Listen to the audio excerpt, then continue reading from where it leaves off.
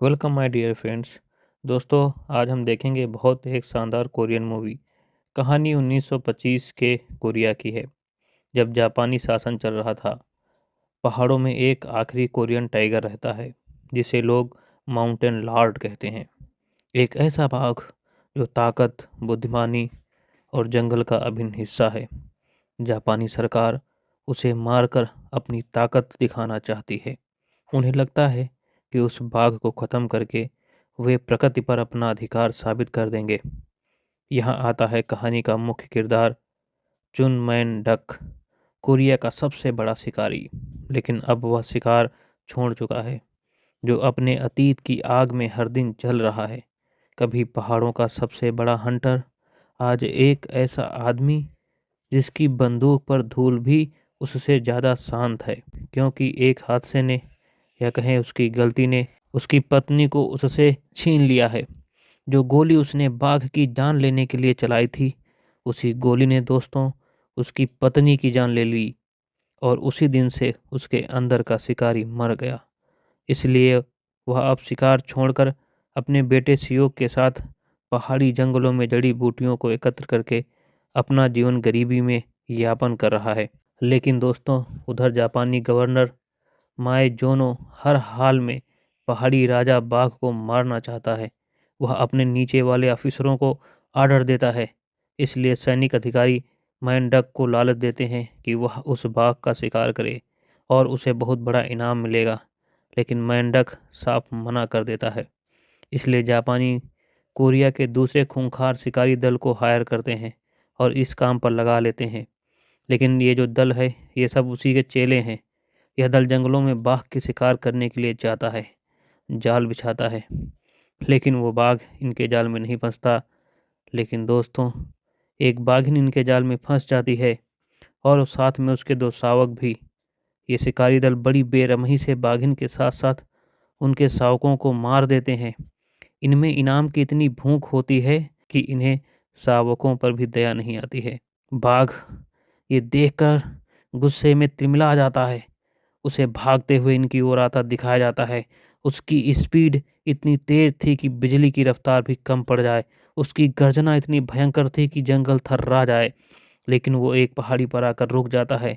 वहां से देखता है कि उसकी बाघिन और शावकों को ये शिकारी लाद के लिए जा रहे हैं। गुस्से में उसकी गुर्राहट की आवाज़ पूरे जंगल को थर्रा देती है। लेकिन वो बाघ अब कुछ कर नहीं सकता था।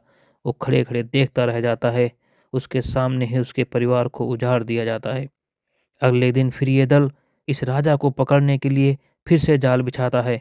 इस बार ये उसी बाघ के शावक का सौ रखते हैं। लेकिन ये बाघ सिर्फ एक जानवर नहीं, बल्कि उन पहाड़ियों की आत्मा है। वो इंसानों के जाल को पहचानता है, उनकी चाल समझ जाता है और हर कदम पर उनसे एक कदम आगे रहता है। अब यह एक आंख वाला बाघ, दोस्तों एक बात बता दूं, ये जब पैदा हुआ था तभी से इसके एक आंख थी। एक आंख से ही देखता है, फिर भी इसकी स्पीड, इसके सोचने की ताकत इंसानों से कहीं ज़्यादा है। इसमें हिम्मत भी काफ़ी ज़्यादा है।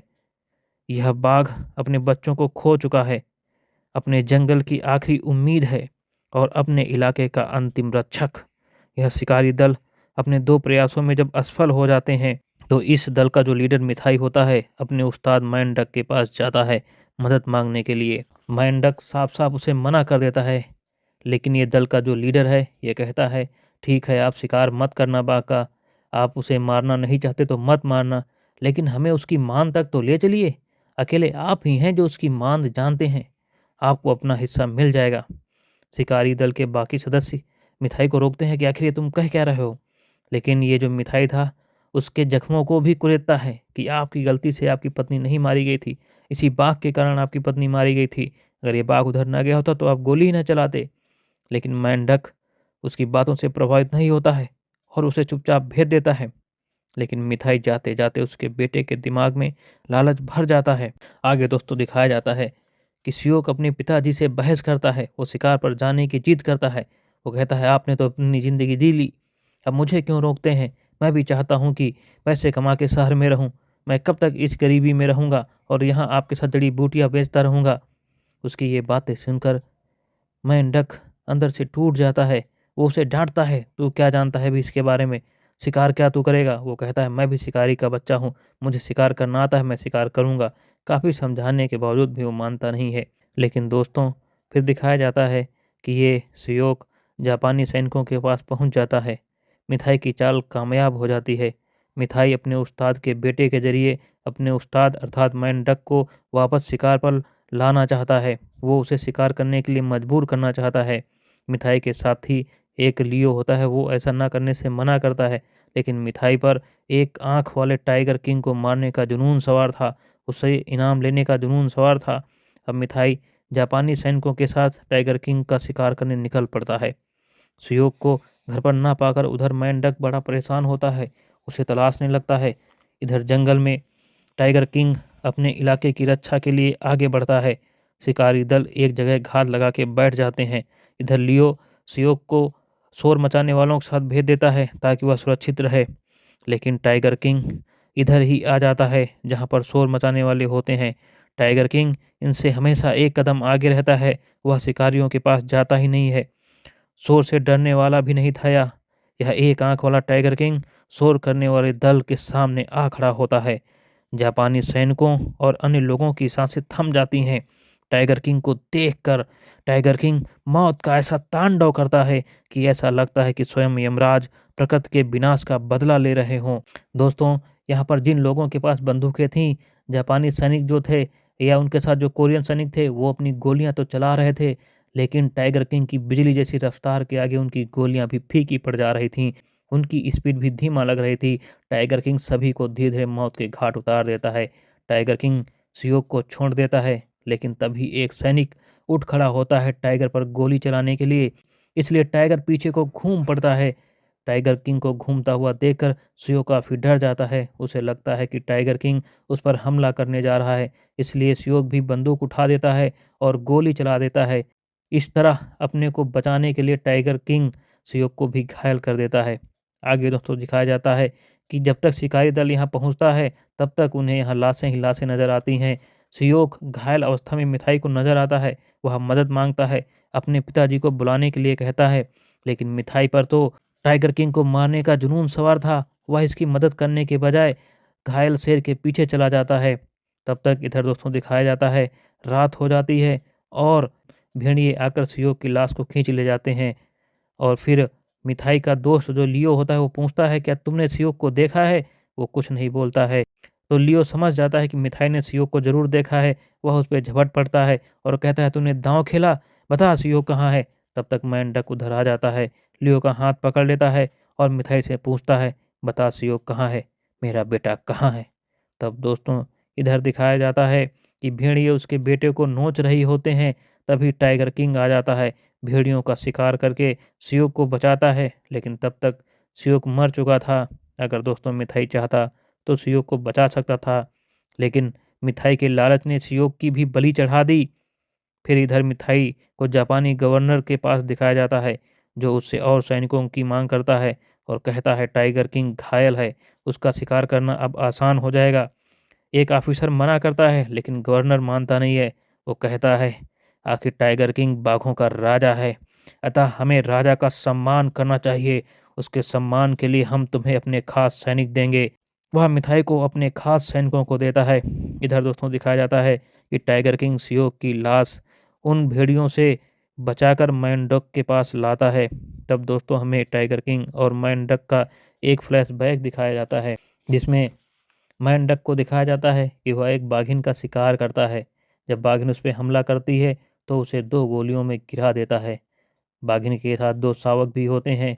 यहाँ दिखाया जाता है दोस्तों कि मिथाई यह देखकर बहुत खुश होता है कि उसके उस्ताद ने एक बाघिन एक शेर का शिकार किया है, और 2 शावकों को देखकर तो वो बहुत खुश होता है, उनको भी मारने चलता है, कहता है हमें अच्छे पैसे मिलेंगे, लेकिन मैंडक उसे रोक देता है। मिथाई कहता है कि उस्ताद, अगर हम इन्हें नहीं मारेंगे तो ये भेड़ियों की दावत बनेंगे, इससे अच्छा इन्हें हम अपने साथ ले चलते हैं, अच्छे पैसे मिलेंगे। लेकिन मेंढक कहता है, नहीं, हम इन्हें नहीं मारेंगे, इन्हें इनके हाल पे छोड़ देंगे, इनका फैसला ये जंगल ही करेगा। और दोस्तों यही हमें ये नज़र आता है, एक आंख वाला बाघ जो मेंढक पर हमला करने के लिए आतुर होता है, लेकिन इतने छोटे होते हैं ये हमला कहाँ कर पाएंगे। फिर दोस्तों आगे दिखाया जाता है मेंढक ही इन दोनों सहायकों को एक माद में छोड़ता है और उनकी भोजन की भी व्यवस्था करता है। अर्थात जब ये बच्चे थे तो इनकी रखवाली मेंढक ही करता है, इसीलिए इनके दोनों के बीच में एक अजीब रिश्ता बन जाता है। फिर दोस्तों सीन वर्तमान में आता है। टाइगर किंग सुयोग की लाश रख के उसके आंखों में आंखें मिलाकर यहाँ से वापस चला जाता है। मेंढक अपने बेटे की लाश से लिपट कर खूब रोता है। उसकी चीखों से सारा जंगल गूंज उठता है। एक दर्द का माहौल बन जाता है। इधर जापानी गवर्नर अपने खास सैनिकों को टाइगर किंग का शिकार करने भेजता है। गवर्नर पूरे जंगल को तहस नहस करवाने लगता है ताकि छुपने वाली जगह ही न बचे। देखा दोस्तों कितना दुष्ट है ये गवर्नर जनरल। एक बाघ के शिकार करने के लिए न जाने कितने और जानवरों को भी मौत के घाट उतार रहा है। उधर शेर टाइगर किंग जंगल को तबाह होते देखकर, जंगल को जलता देखकर जो पहले से ही घायल होता है और भी गुस्सा हो जाता है और भी क्रोधित हो जाता है और निकल पड़ता है अपने घर की रक्षा के लिए। एक तरफ हथियार बंद ट्रेंड सैनिकों का झुंड, दूसरी तरफ निहत्था और अकेला टाइगर किंग। दोस्तों इस मूवी में ये सीन इतना मार्मिक और रोमांचक है कि कुछ कहा ही नहीं जा सकता है। इसका हीरो टाइगर किंग है। अपनी तूफानी फुर्ती और ताकत से एक एक कर सारे सैनिकों को मौत के घाट उतारता चला जाता है। ट्रेंड सोल्जर्स भी अपनी जान बचाने के लिए इधर उधर भागते नजर आते हैं। शिकारी दल तो एक जगह घात लगाकर बैठकर ये तमाशा देख रहे थे कि कब टाइगर किंग घायल हो और वो उस पर गोली चलाएं। अंततः दिखाया जाता है टाइगर किंग सारे सैनिकों को मौत के घाट उतार देता है। अंत में जब वह एक जगह खड़ा होता है तब जाके मिथाई उस पर निशाना लगाता है और एक गोली चलाता है जो सीधे टाइगर किंग को लग जाती है। टाइगर किंग वहीं पर धराशायी हो जाता है। यह देखकर मिथाई बहुत खुश होता है। मिथाई उसके पास जाता है और कहता है आखिरकार मैंने ये कर दिखाया, मैंने मार डाला, मैंने टाइगर किंग को मार डाला। मिथाई को क्या पता था कि उसकी मौत उसके सामने पड़ी है। हाँ दोस्तों, टाइगर किंग फिर से उठ खड़ा होता है और मिथाई जैसे ही गोली चलाने चलता है उसकी बाजुओं को नोच डालता है। वह मिथाई को और भी घायल कर देता है। टाइगर किंग ने आखिरकार अपने शावकों को मारने वालों को भी मौत के घाट उतार दिया। इधर इसके बाद टाइगर किंग शोक में बैठे मेंढक के पास जाता है। घायल खून से लथपथ, उसके हर जगह से खून बह रहा था। टाइगर किंग को देखकर मेंढक उसकी बात समझ जाता है। फिर टाइगर किंग वापस अपनी मान में आ जाता है और मेंढक अपनी धूल खाती राइफल उठा के निकल पड़ता है अपने आखिरी मकसद पर, जलाकर अपना आशियाना। मेंढक अब शिकार नहीं करना चाहता था लेकिन किस्मत फिर वही खींच लाती है। जब वह बाघ की आंखों में देखता है दोस्तों तो इसे एहसास होता है कि ये भी मेरे जैसे ही तो एक पिता है जिसके जख्म गहरे हैं और दर्द छिपा हुआ है। आखिरकार वह दिन आता है जब पहाड़ की सबसे ऊंची चोटी पर बर्फ उड़ती हवा में आसमान गूंजता है और दो दिग्गज एक दूसरे के सामने खड़े होते हैं। एक तरफ बच्चों का दर्द छुपाए बैठा बाघ, दूसरी तरफ पछतावे से टूटा हुआ शिकारी मेंढक। यह लड़ाई नफरत की नहीं है दोस्तों, सम्मान की है। बाघ भी सम्मान की मौत चाहता है। वह उस गवर्नर के सिपाहियों के हाथों नहीं मरना चाहता है, वह एक सम्मान की मौत चाहता है। वो घायल था इसीलिए मेंढक के पास गया था और मेंढक भी अब घायल ही समझो, उसका वाइफ मर चुकी है, उसका बेटा मर चुका है। अब दोस्तों दोनों एक दूसरे पर झपटते हैं, दोनों घायल होते हैं और अंत में दोनों बर्फीली खाई में एक साथ गिर पड़ते हैं। इनको गिरते हुए लियो देखता है, वह चिल्लाता है लेकिन तब तक बहुत देर हो चुकी थी। टाइगर किंग और शिकारी एक दूसरे को सम्मान की मौत प्रदान करते हैं। मरने के बाद भी टाइगर किंग उस घमंडी अत्याचारी गवर्नर के हाथ नहीं आता है। दोस्तों ऐसे टाइगर को कोटि कोटि नमन करते हैं। दोस्तों यहाँ पर हमें चंद्रशेखर आज़ाद की याद आ जाती है कि जिन्होंने कसम खाई थी कि हम जीते जी अपना शरीर अंग्रेजों के हवाले नहीं करेंगे, वही यहाँ पर टाइगर किंग भी करता है। वो उन जापानियों को अपने हवाले नहीं करता, यहाँ तक मरने के बाद भी अपने शरीर को भी उनके हवाले नहीं करता है। दोस्तों इस कहानी का सबसे बड़ा संदेश यही है, प्रकृति हमारी दुश्मन नहीं है, हमारी साथी है। हर जीव चाहे इंसान हो या जानवर अपने परिवार और घर के लिए लड़ता है और जब इंसान लालच में आकर प्रकृति को चुनौती देता है तो अंत हमेशा दुखद ही होता है। और दोस्तों ये फिल्म हमें बताती है कि प्रकृति हमारी दुश्मन बिल्कुल नहीं है बल्कि साथी है। फिल्म दिखाती है जब इंसान लालच में प्रकृति का संतुलन बिगाड़ता है तो नतीजा सिर्फ संघर्ष और विनाश होता है। हर जीव अपने परिवार और घर के लिए ही लड़ता है। चाहे इंसान हो या जानवर, दर्द, प्यार, सुरक्षा की भावनाएं हर किसी में होती हैं। दोस्तों, बदले से ज़्यादा ताकत माफ़ी और समझ में होती है। मेंढक जब बाघ को समझता है तो उसकी सोच बदल जाती है, दुश्मनी खत्म हो जाती है और उनकी लड़ाई सम्मान की लड़ाई बन जाती है। दोस्तों, लालच हमेशा विनाश की ओर ले जाता है। जापानी सेना का अहंकार और मानव लालच इस कहानी को त्रासदी में बदल देते हैं। दोस्तों, इस मूवी में हम ये भी जानते हैं, किसी भी जीव का अंत सिर्फ शिकारी बनाम शिकार नहीं होता है। फिल्म ये हमें स्पष्ट रूप से सिखाती है कि हर जीव के पीछे एक कहानी है, एक दर्द है और एक अस्तित्व होता है, जिसे हम अक्सर नहीं देखते हैं। दोस्तों, ये मूवी बहुत अच्छी हमें लगी, आपको भी अच्छी लगी होगी।